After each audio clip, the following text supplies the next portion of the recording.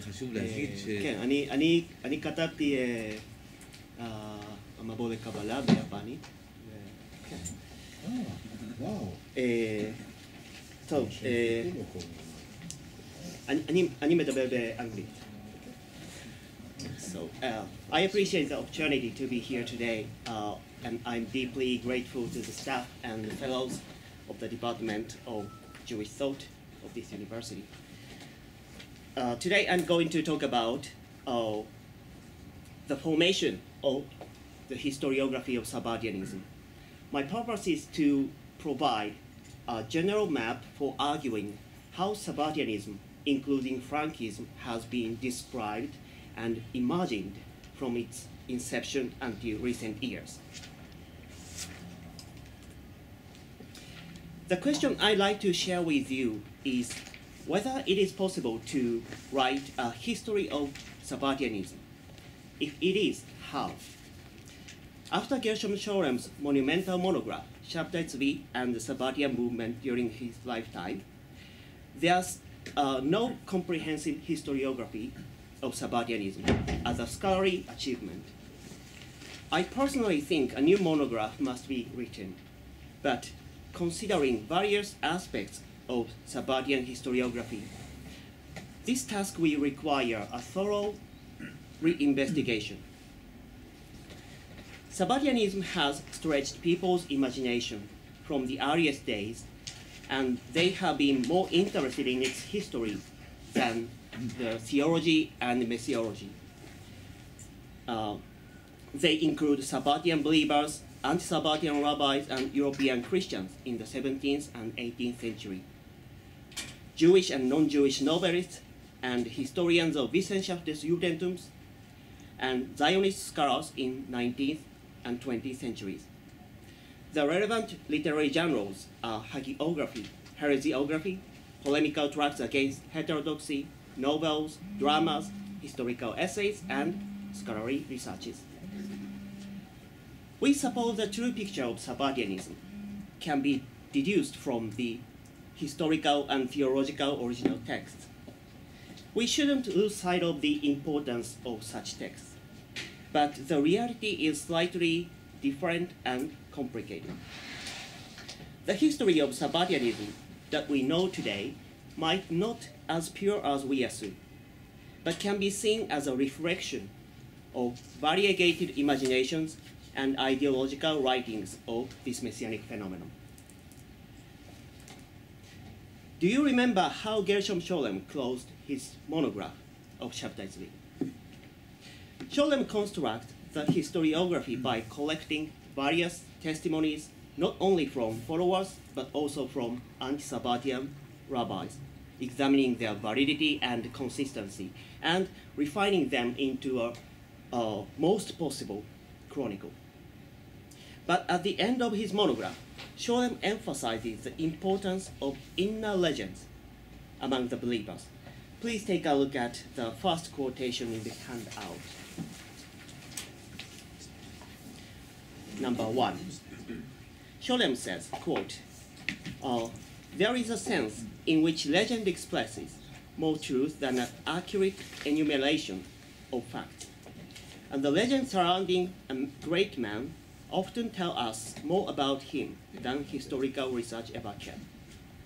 The historical truth concerning Sabbatean became obscured even in his lifetime, and why his name was still on everybody's lips. Much of this historical truth remains obscure in spite of our efforts to listen to the testimony of documents, to decipher the stammering symbol language of the believers, and to penetrate behind the vituperations of the opponents. For the mass of believers, as well as for many infidels, the legend was only accessible reality. The legend constituted the power that moved the believers and that cast bewilderment upon the simple people who could not understand the mystery of the tragic debacle. Although it may have revealed little of the historical Sabbatai, it revealed a great deal about the yearnings of a people. Unquote. I'm not sure if Scholem is consistent to this slightly romantic attitude in his monograph, because he also makes full use of other kinds of sources such as anti-Sabbetean heresiography and Christian reports. The problem lies at this point.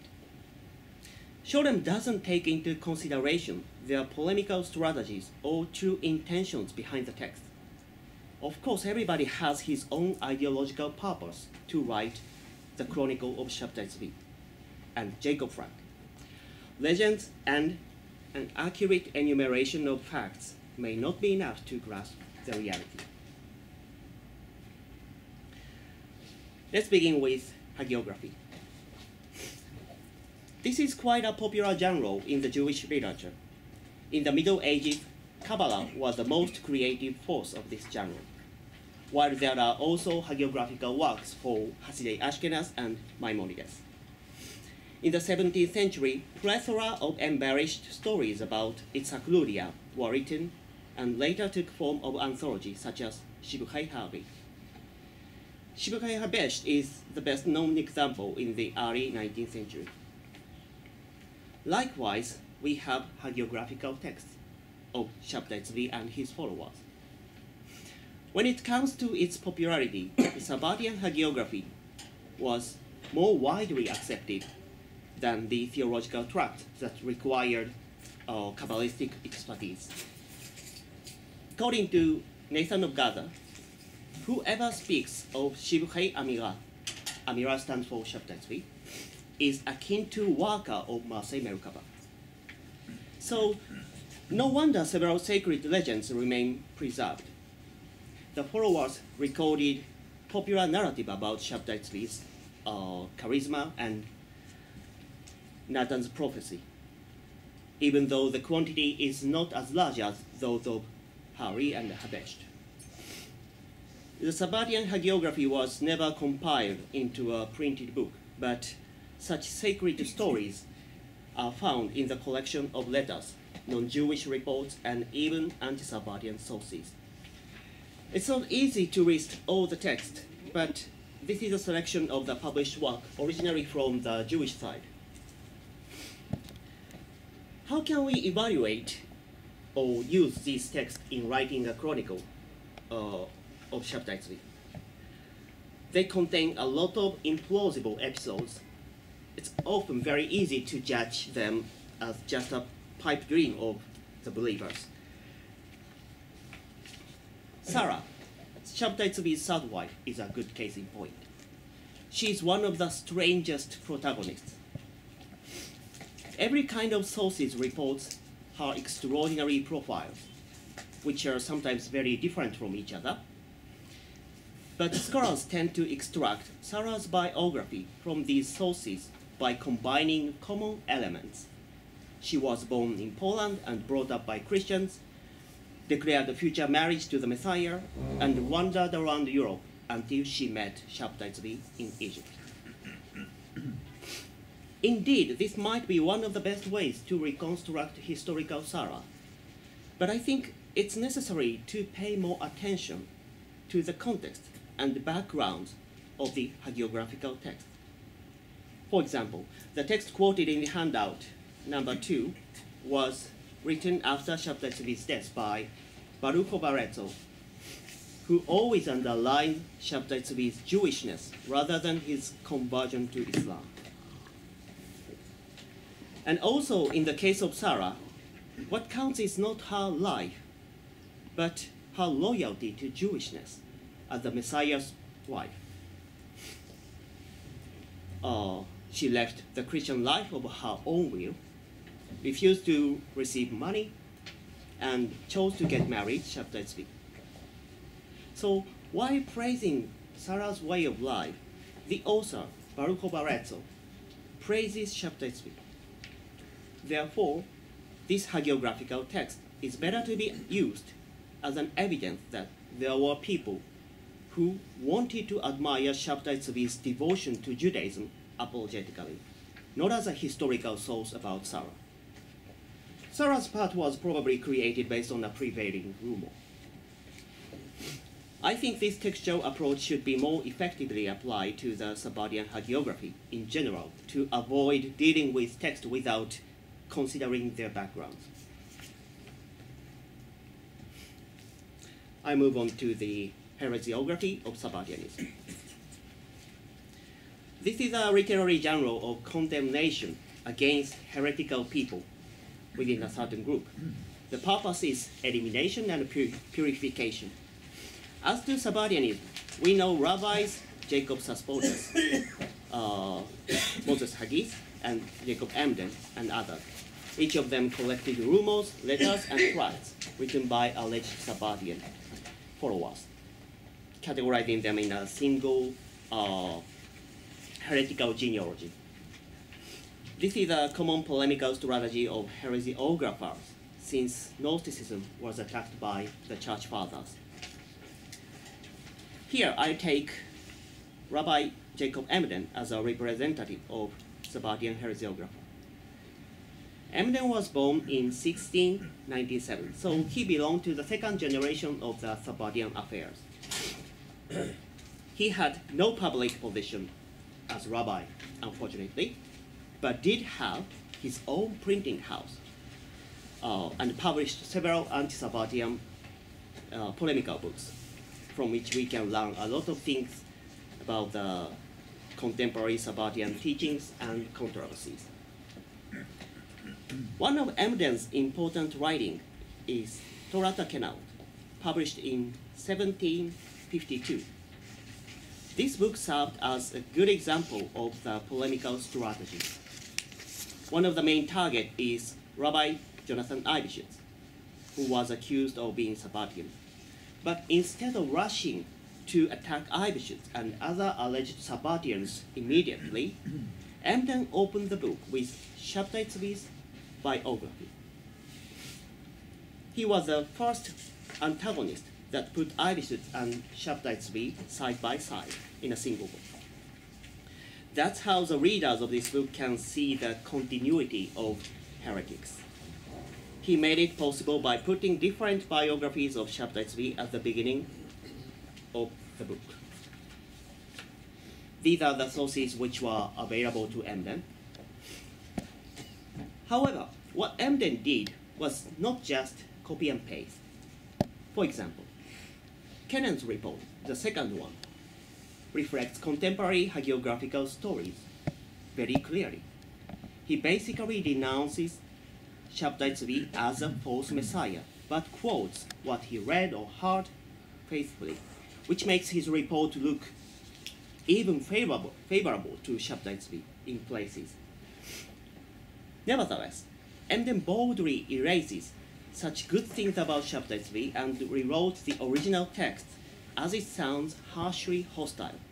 We need to know it is not an abstract, but a strategic falsification. Zalman Shazal calls Emden one of the first historians of the Sabbetean movement, but it's impossible to take Emden's words literally. Emden's methodology was, as I said, to describe the Sabbetean genealogy that he defined. We need to consider why Torat HaKenaut was published. It was Emden's counter-attack against the ban he got from Eibishitz's supporters in Poland several months before. Afterwards, Emden attributes Jacob Frank to the sect of Shabtai Tzvi in Sefer Shimush, published in 1758. So it's still an open question whether Eibishitz and Frank were Sabbetean. Of course, it is possible to define so. Eibishitz no doubt read Sefer HaBriah of Nathan of Gaza and Ozer Elohim of Nehemiah Hayun, which reflects Cardozo's theology. Frank once tried to take a hegemony in the Domme sect in Salonika and presumably got married to the daughter of Yuda Levi Tuba, a well-known member of the Domme. However, we cannot be too careful to call somebody a Sabbetean, because the generally accepted genealogy from Shabtai Tzvi, Nathan of Gaza, and Abraham Cardozo to Nehemiah Hayun, Eibishitz, Moses Chaim Luzzatto, and Frank was defined by the anti-Sabbetean heresiographer in the first place. However, we cannot, we know confusing facts as well. Ibis joined forces with the anti-Sabbetean and signed the ban against the believers in Podolia. Frank thought Shabtai Tzvi was a fake messiah, so is it right to call them Sabbeteans? If not, what is necessary to do is not to define who is a Sabbetean, but to deconstruct the accepted definition by investigating the true intention of the heresiographers and evaluate the alleged Sabbeteans from a wider perspective. Pavel Macheiko's study on Frank is a leading example of this approach. The biography of Shabtai Tzvi and the report of messianic enthusiasm were reproduced over and over again among the Christians in the 17th and 18th centuries. Especially the earliest reports and correspondences from Europeans living in the Ottoman Empire are valuable to know not only what happened there, but also how they observed the Jewish messianic frenzy. But again, we shouldn't think the Christian reports are more accurate than other sources. While some Christians mocked the Jewish Messiah, others, like Christian millenarianists, expected the Jews returning to the land of Israel as a necessary process of the second coming of Jesus Christ. Their reports reflect these religious intentions. This is a list of the early publications. Most of the subsequent writings are the reproduction of these works. Another key to know how they defined Shabtai Tzvi is found in the list of so-called imposters. In this sort of books, Shabtai Tzvi is counted among Jewish false messiahs or heretical Christians. In Johann Friedrich Corvinus's Anabaptisticum et Enthusiasticum, the biography of Shabtai Tzvi is retold with other new Christian sects, including Quakers and Anabaptists. Corvinus provides Shabtai Tzvi's life based on other printed books. But when we see how Shabtai Tzvi is presented there, Corvinus's strategy is unmistakable. Shabtai Tzvi's part followed the accusation against contemporary thinkers like Thomas Hobbes and Baruch Spinoza. And after the tract of Shabtai Tzvi with these famous woodcuts comes Oliver Pauli, who announced himself as the Messiah and the King of the Jews, claiming his grandfather was a descendant of royal genealogy of King David, though he was not Jewish. So Shabtai Tzvi is one of the infidels and false messiahs. In this polemical book, the most interesting might be the combination of Shabtai Tzvi and James Naylor. James Naylor was an English Quaker in the 17th century.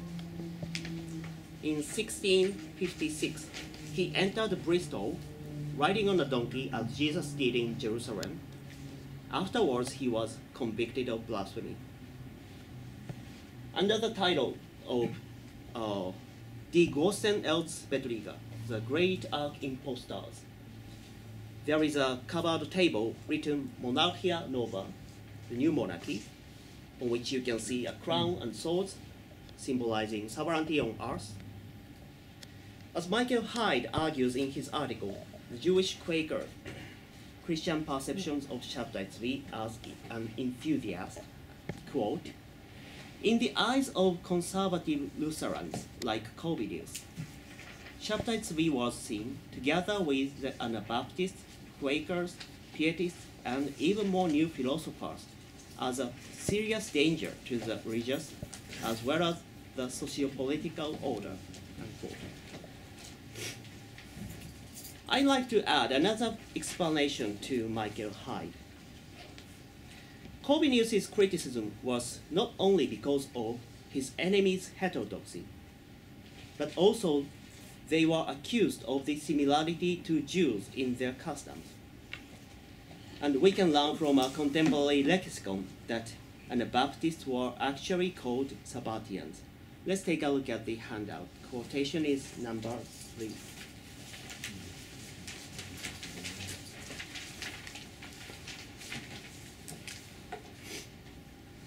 This article explains a Jewish Christian called Sabbeteus in the 4th century and his heterodox Jewish customs. The author associates this ancient sect with Anabaptists at his times. Please take a look at the last sentence. Only about an age ago, the same name of Sabbeteans, or rather Sabbatarians, was given to some Anabaptists who observed the Saturday like the Jews. It's not impossible to guess Shabtai Tzvi reminded the contemporary Christians of heretical Anabaptists, even though Shabtai Tzvi's followers were called Sabbeteans much later. Let's go back to the imagination of two people. The next image from the 18th century broadsheet. It shows Shabtai Tzvi with Jacob Melstinius. Melstinius appeared in Poland, proclaiming himself the Christ in 1508. Accompanied by 12 apostles, he went to Silesia, Poland, and finally got arrested there. The next one is impressive. Gershom Scholem used this image in the English translation of Shabtai Tzvi. The man has white beard with laurel on his head, and his name is Shallow Sabotoi. This is also from a German broadsheet printed in the 18th century. I think nobody knows another version of this image. This is a combination with Stefan Razin, or Stenka Razin, who was a Cossack leader and rose against the Russian sovereignty in the 17th century. Judging from the German description, the shallow or Shilo Sabotoi is not exactly identical to Shabtai Tzvi, but the author was highly likely to get inspired by historical reports of Shabtai Tzvi. This kind of writings are based on the existing reports, so outdated as information. But the image of Shabtai Tzvi is always accompanied with biographical and historiographical accounts, and reprinted through the 18th century and used in 19th century Christian journals. So this can be also regarded as one of the aspects of Sabbetean historiography. Let me change the topic to mass prophecy. Mass prophecy is one of the recurring themes, especially in the Christian reports, and Jewish eyewitnesses also knew the same kind of phenomenon. One of Scholem's assumptions is Sabbeteanism was a mass movement involving both intellectual elite and ordinary people in almost all the Jewish communities. Mass prophecy is an indispensable phenomenon that supports his hypothesis. Actually, there are many testimonies that Kabbalists and local leaders, as well as lay people, prophesied in many places. There might have been people who prophesied about Shabtai Tzvi's messiahship. It's very important that Nathan of Gaza began his messianic propaganda with his own ecstatic prophecy. But when it comes to mass prophecy, we need to consider the background of this phenomenon. Primarily, mass prophecy is a very typical keyword in the contemporary intra-Christian reports about the believers of radical reformation or new spiritual groups such as Quakers. They claim the direct and corporeal revelation from the Holy Spirit, not from the Bible or church. This ecstatic experience could be accused by religious authority. The testimonies of Jewish people about mass prophecy were written mainly in Christian areas such as England, Netherlands, Germany, and Italy. This fact is likely to imply mass prophecy was a literary strategy to convince people who could get the meaning. Secondly, some testimonies might have played a role to give the movement legitimacy. Let's take a look at the hagiographical testimony in זיכרון לבני ישראל. The quotation is number 4. ואחר כך באה הנבואה להרבה אנשים ונשים וקטנים באיזמיר וקושטנטינה וחליפו, ובאלפו, ומקומות אחרים. במענה אחד בפה כולם מעידים ואומרים שבתאי צבי, משיח אלוקי יעקב. This is a fixed phrase of the mass prophecy. We need to consider the reason this testimony was written. As you can see down at the bottom in the same quotation, the author lists the names of communal leaders and their wives as well. In my opinion, this list is just to highlight the involvement of important local people to make author's testimony look authoritative, not to testify the mass prophecy he witnessed or women's involvement. There might have been a phenomenon that can be called mass prophecy, but even if such a phenomenon took place, we have to evaluate to what extent Sabbeteanism was based on it, considering the possibility that it was a literary strategy or just an exaggeration.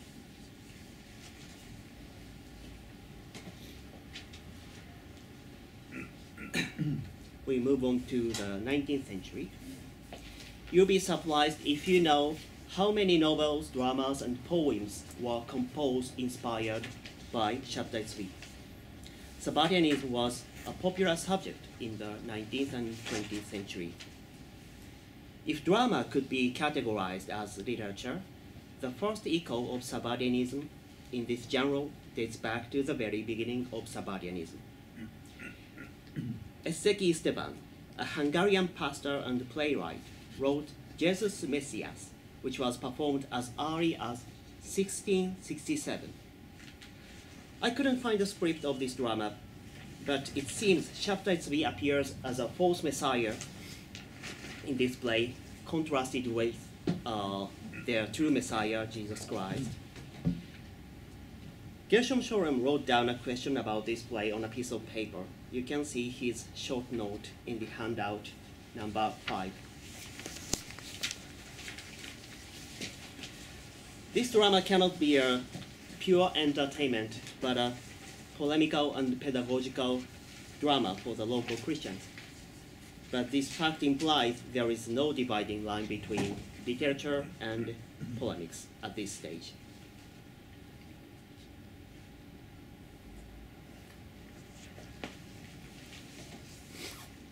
What is the earliest work, or should I say, novel, which was the most popular among no-Sabbatean people? This is it.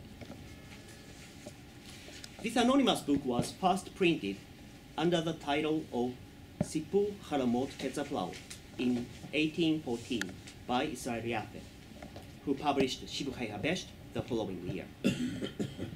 Afterwards, reminded Melwell Tzvi, it had been reprinted over and over again, all told approximately a dozen of times until the last century. Moreover, it was translated into Yiddish and Ladino, no doubt due to its popularity. But Melwell Tzvi has not attracted as many scholars as other sources, because it is filled with weird and implausible episodes about Shabtai Tzvi that don't match historical facts we know. And it contains a lot of irrelevant accounts of primitive paganish customs like Indian religious rituals and Japanese magical divination. That's why it's generally supposed to be fictitious. Gershom Scholem says the quotation is number 6. זהו רומן שנחשב כמקור היסטורי. זהו ספר שאחד ממשכילי ישראל בבית המדרש של מנדלסון בגליציה כתב אותו בתחילת המאה האחרונה, זאת אומרת במאה ה-19. הספר נכתב במתכונת של הרומנים של ההרפתקאות הגרמנים והצרפתים המלאים סיפורי בדיות על תולדות גיבוריהם, תהפוכות חייהם והרפתקאותיהם. So Sholem also regarded it as a literary work, not as a historical source. It's worth mentioning the different attitude of Aaron Zev Eshkoli toward this text. According to Professor Zev Gris, Eshkoli, unlike Sholem, found some historical value in Me'orah Tzvi. It contains a lot of stories about Shabtai Tzvi, Nathan of Gaza, and Raphael Joseph and the like, some of which are not known in other contemporary sources. I suppose neither Sholem nor Eshkoli were wrong. But literature and hagiography are not everything about Me'orah Tzvi. Now we can shed new light on it. Recently, Professor Jonathan Meir found out a manuscript of Me'orah Tzvi, which predates the first edition of 1814. Its title is Sefer Charomei Ketzaplau, also anonymous, and the creation date is unknown. The manuscript is significantly different from the printed edition. And what is more, we can find at the end of the book the reason why it was composed. This part is missing in the printed edition. Please give a quick read to the Hebrew text in the handout. The quotation is number 7.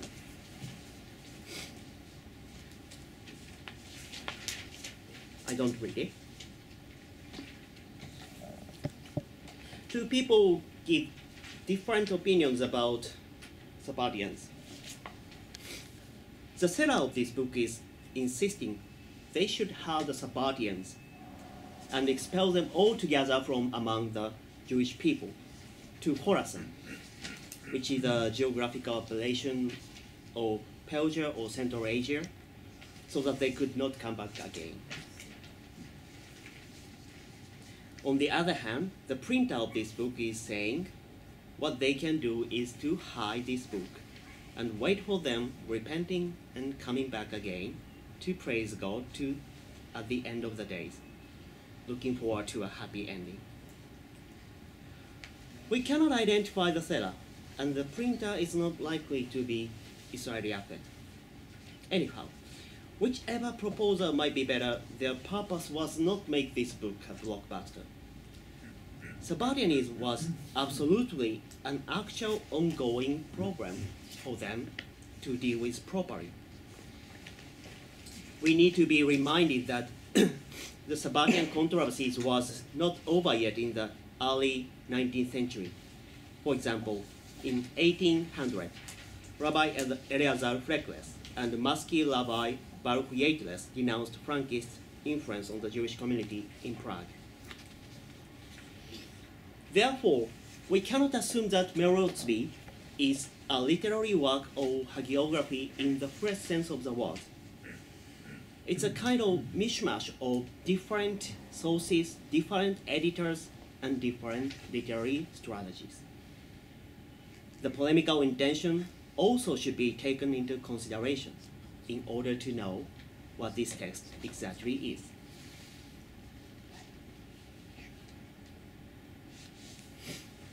Me'orah Tzvi exerted a significant impact on the subsequent modern Jewish literature. As far as I know, Abraham Shalom Friedberg, Michael Yosef Berdychevsky, and Abraham Shmuel Stein made good use of Me'orah Tzvi in their works. But it is not a single bond between the 19th and 20th centuries. Shmuel Belses's study, Haskara Shabtaut, is helpful to get the situation of the 19th century. Sabbeteanism and Frankism became popular subjects of the Bertheristic literature, Sifrut Yafa, in this period, both for Jewish and non-Jewish novelists. One of the earliest non-Jewish examples is Der Jakobsstern of Ludwig Stoll. This is a 4-volume novel in German. Theodor Herzl read it in 1895, well before he published Alt Neuland. In Der Jakobsstern, the character trait of Shabtai Tzvi is idealized and romanticized. For example, he stood in front of the Ottoman Grand Vizier in a proud and stately manner. Even when he was required to convert to Islam, the fear he felt has immediately turned into desire for life and chose to wear Turkish turban. But in his later years, Shabtai Tzvi realized his messiahship would not be fulfilled and felt distressed about the rest of his lifetime. So the general atmosphere of this novel is romantic, but the failure of Shabtai Tzvi is seen as tragedy. The romantic tragedy became common in the following literary works. This trend should be understood in a wider context. A longing for a Messiah became a popular motif in German Jewish dramas at the turn of the century, so Sabbeteanism was one of them. In the 20th century, the motif of Shabtai Tzvi and Jacob Frank became tremendously popular among Jewish novelists and poets. The key thing to evaluate these works is to pay attention to them beyond the purely literary standpoint.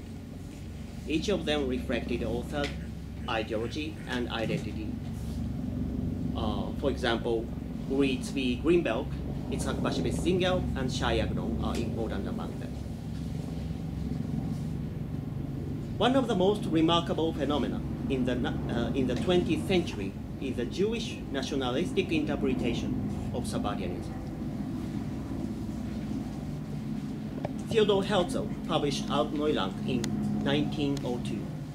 In this novel, the protagonists go to see the opera about Shabtai Tzvi in a newly established utopian Jewish state in the land of Israel.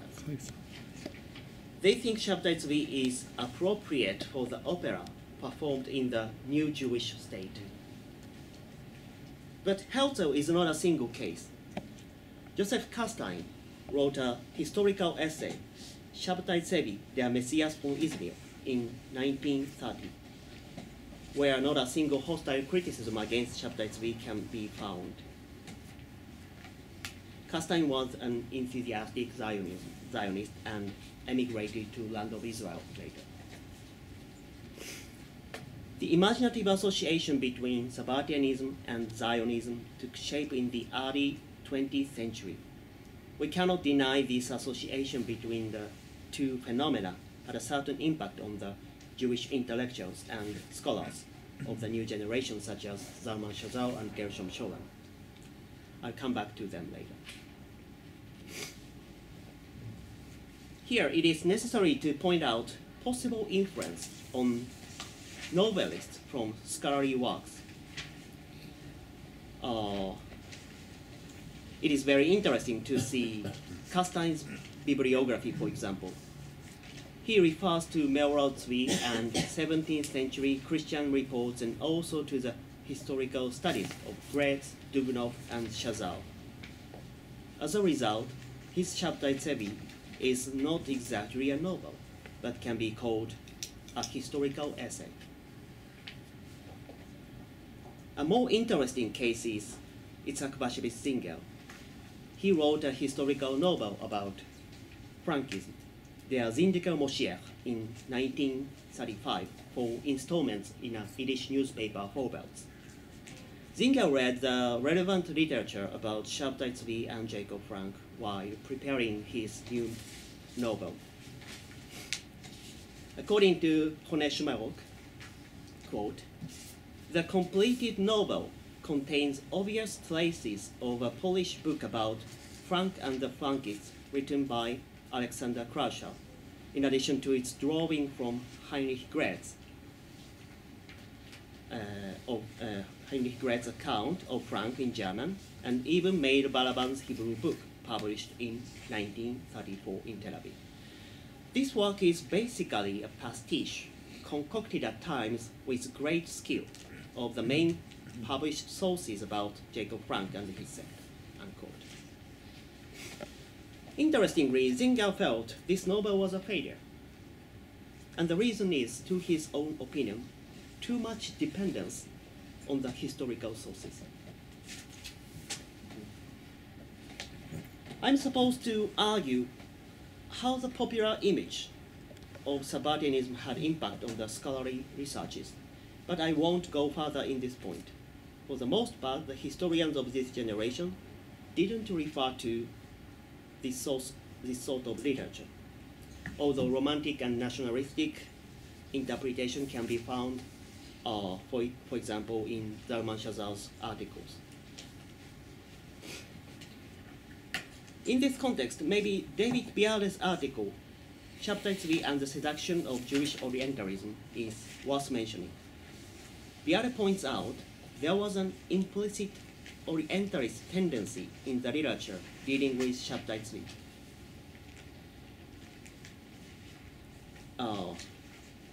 And in spite of Scholem's sophisticated research attitude, he still had the same Orientalism as the many popular works on Chapter 3 in his generation. Biale's analysis is very interesting. By the way, Scholem doesn't embellish his monograph Chapter 3 with romantic tone, but there are few places where he uses his imagination. You can find one of such examples in the handout number 9.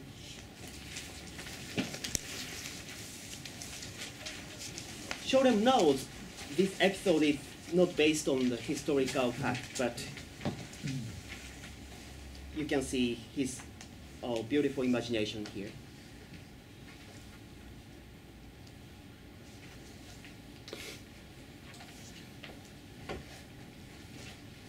Okay, let's move on to scholar literature.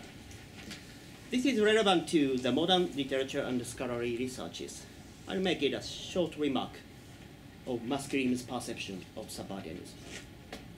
For the most part, their attitude towards Sabbateanism and Frankism were negative, but some historiographical approaches were quite impartial and stick to the fact. In the case of Peter Bell, he is comparatively objective to Chapter 3 and Jacob Frank. His way of writing is just copying and combining what is written in reliable sources. In that sense, his research is more descriptive than Scholem's. Another typical approach sees Hasidism as a descendant or associate of Sabbateanism. For example, Moritz Ehrenthal, a Hungarian Jewish linguist, compares Frankists with Hasidim. You can find his text in the handout, number 10. I translate it into English. He says, Hasidim are apparently nothing more than degenerated remains of the Sabbatean sect. There were two remarkable standard bearers, Jacob Frank, the former brandy distiller, and Israel Bar Shem, a swindled swindle. Therefore, two sects exist, Frankists and Bestians. Today's Hasidim are bastards of these sects. This is a typical perception of Sabbateanism in the 19th century. Another short remark on one of the important phrases of the Sabbatean historiography. It is an approach from the modern Orthodox rabbis. They didn't fail to compose historiographical works when German Jewish historians took part in this field in the 19th century. Orthodox rabbis such as Jacob Lifshitz and Zev Yabetz chose Sabbateanism as a chapter of the Jewish history they wrote, of course in a hostile manner. But about the evident Eibschutz controversy in a more or less apologetic tone. They regard Eibschutz as innocent, whereas today's scholars define him as a Sabbatean, just as Emden did. So evidence definition and categorization still reverberates in the Sabbetean historiography.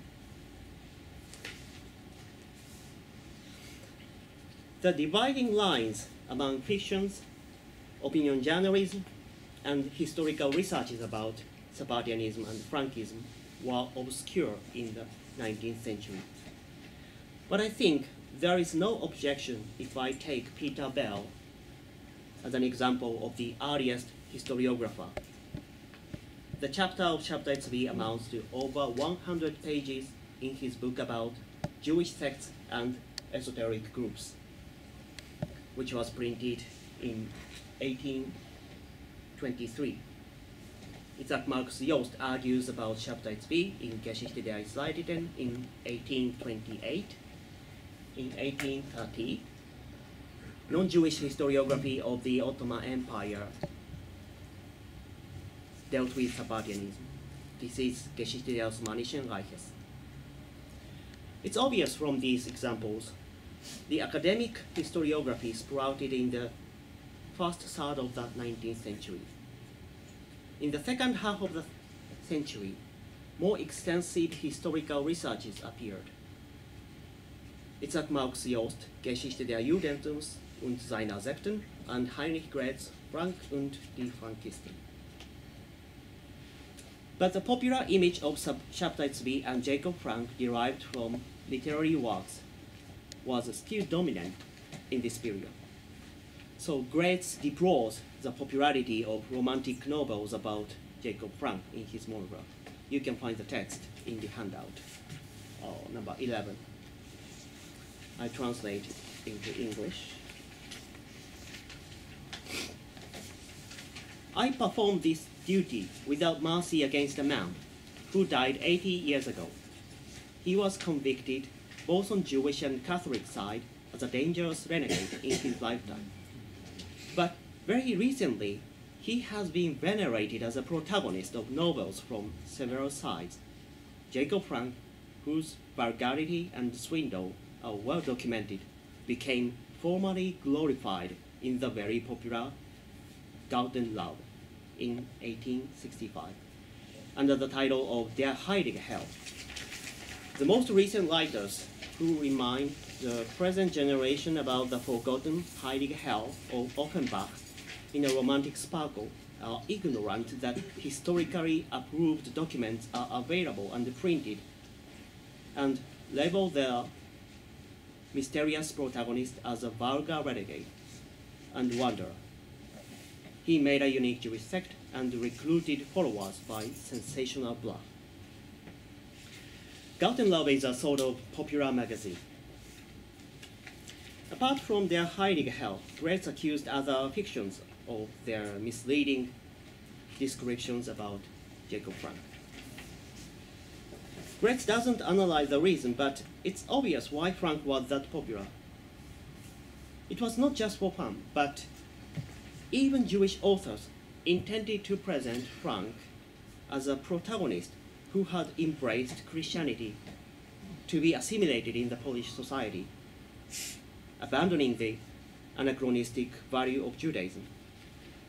The popular novels were written by such assimilationists. The comment of Grätz represents the scholarly approach of Wissenschaft des Judentums towards Sabbeteanism. They tended to avoid popular literature and regard Sabbeteanism and Frankism as marginal and falling to the authentic rational Judaism. I'd like to shift my focus to another phase of the Sabbetean historiography, which is at the opposite end of the scale from the negative perceptions of Wissenschaft des Judentums.